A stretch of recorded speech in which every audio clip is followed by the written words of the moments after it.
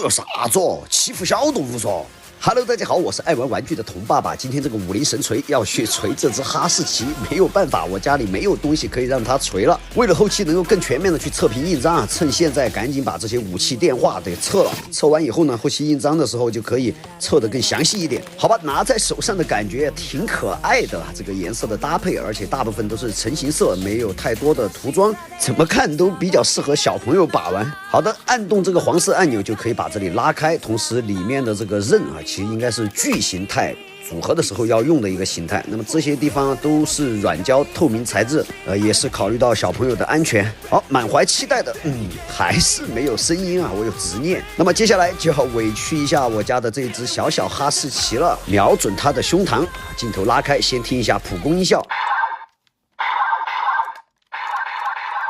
好了，5个必杀。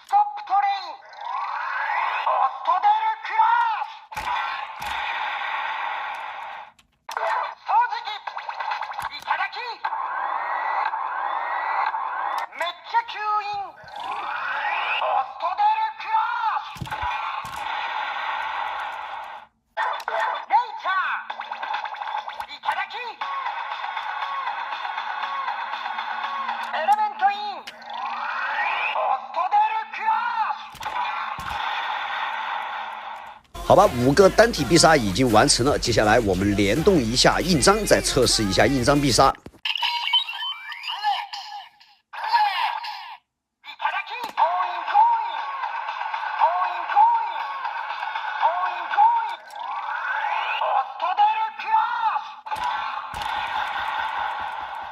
那么锤形态的所有音效已经展示完毕了，辛苦了我们的小小哈士奇。接下来我们来联动一下之前的这把武器。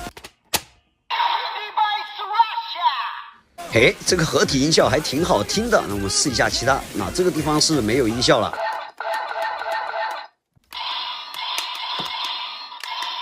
那么黄色按钮不能触发待机音了，普攻有变化。接下来必杀。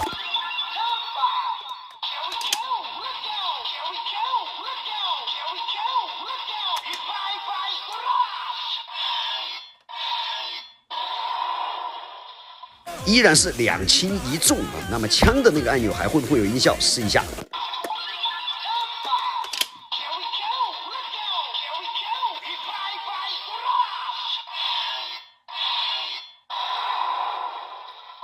哦吼，完全是一样的啊，意味着在这个模式下，你不管按哪个键触发的必杀都是同一个。好了，这把 Revice 的可爱小锤锤已经展示完毕了，我个人还是比较喜欢的，音效各方面比较好听，而且还比较多的必杀，不知道大家觉得怎么样呢？